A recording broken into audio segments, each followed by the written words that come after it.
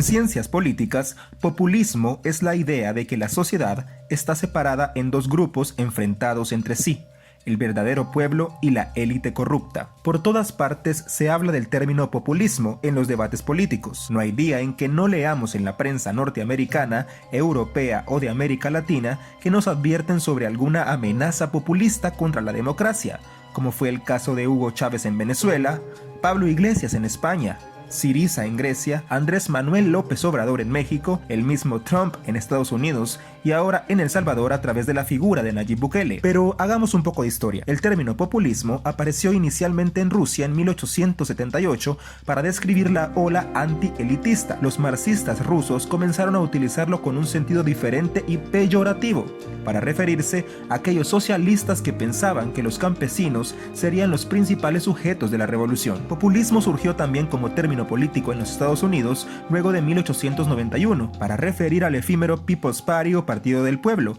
apoyado principalmente por los granjeros pobres de ideas progresistas y antielitistas. A mediados del siglo XX, el sociólogo Edward Shields definió al populismo como una ideología de resentimiento contra el orden social. Según Shields, el populismo se manifestaba en una variedad de formas: el bolchevismo en Rusia, el nazismo en Alemania, el macartismo en Estados Unidos. En las décadas de 1960 y 70, otros académicos retomaron el término en un sentido algo diferente y hasta positivo. Lo utilizaron para nombrar a un conjunto de movimientos reformistas del tercer mundo, particularmente los latinoamericanos, como el peronismo en Argentina, el varguismo en Brasil y el cardenismo en México. Los académicos valoraban positivamente la expansión de nuevos derechos para las clases bajas, que había venido de la mano de estos movimientos, también llamados populistas. Así, en el mundo académico, el concepto de populismo mutó de un uso más restringido que refería a los movimientos de campesinos o granjeros a un uso más amplio para designar un fenómeno ideológico y político. El filósofo postmarxista Ernesto Laclau propuso un sentido más para nuestro término,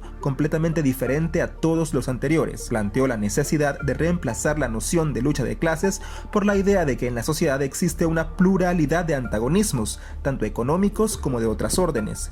En esta visión política, el populismo era la articulación de un pueblo en oposición al bloque dominante. En su filosofía, el populismo era el nombre de la necesaria y esperada radicalización de la democracia. Como consecuencia de la propuesta teórica de Laclau, por primera vez, algunos referentes e intelectuales de ciertos movimientos políticos, como el kirchnerismo en Argentina y Podemos en España, comenzaron a llamarse populistas a sí mismos, desafiando de ese modo el sentido común según el cual el ser populista era algo malo y negativo. Casi cualquier cosa puede ser llamada populismo en la prensa de hoy. Populista se ha vuelto una especie de acusación banal que se lanza simplemente para desacreditar a cualquier cosa o adversario, buscando asociarlo así con algo ilegal, corrupto, autoritario, demagógico, mentiroso, vulgar o peligroso, que busca dividir a través del miedo al país y causar conflictos. Acusaciones utilizadas en contra de AMLO en México y contra el candidato presidencial salvadoreño Nayib Bukele por parte de la derecha arenera. Sin embargo, según el New York Times, en Europa es populista cualquier persona que quiera poner límites a la migración interna. También el líder italiano Beppe Grillo es por supuesto un populista, ya que critica al establishment político italiano. No importan las ideologías que uno tenga,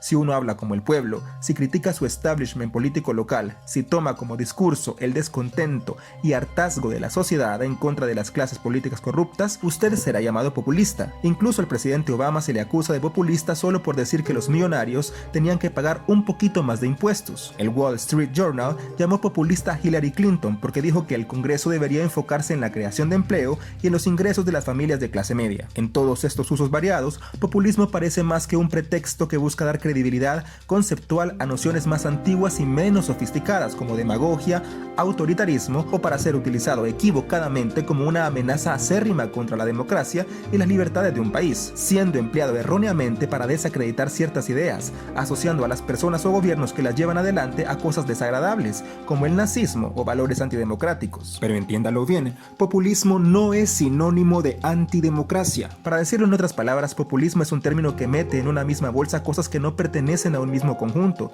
y al mismo tiempo crea barreras mentales y prejuicios. Se ha convertido en un término de combate profundamente ideologizado. En los debates actuales, populismo significa la identificación con el verdadero pueblo. Un verdadero líder populista asegura representar la unificada voluntad del pueblo. Se presenta como oposición a un enemigo, a menudo representado por el actual sistema, con el propósito de drenar el pantano o limpiar la clase política tradicional, dándole matacán a la corrupción y la impunidad. Se ser populista no nació ni es un término que debería ser considerado negativo, y tampoco existe ninguna amenaza populista al acecho de nuestras democracias, como muchos lo repiten en sus discursos electorales. Pues el golondrino es un peligro para El Salvador, un enorme peligro para este país.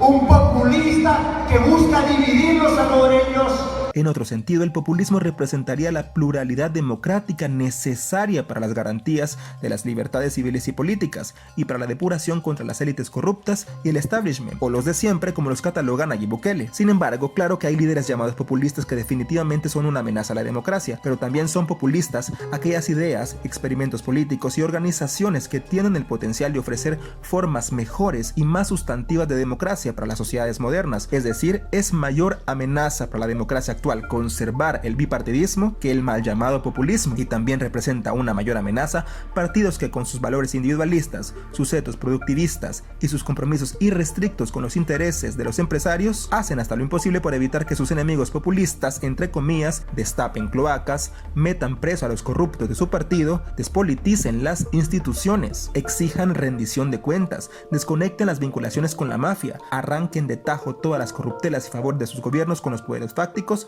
por lo que sus discursos de infundir miedo en la mente del pueblo contra los populistas será su bandera, como lo hace Calleja y el Partido Arena con Nayib Bukele en su discurso. En conclusión, ¿es Nayib Bukele un populista? Los dejo con las palabras de Andrés Manuel López Obrador, presidente electo de México. Si por ser honesto me acusan de populista, que me apunten en la lista. Combatiremos la corrupción que nos ha llevado al despeñadero. Y si por ser honesto, por actuar con responsabilidad social y luchar por la vía pacífica me acusan de populista, que me apunten en la lista.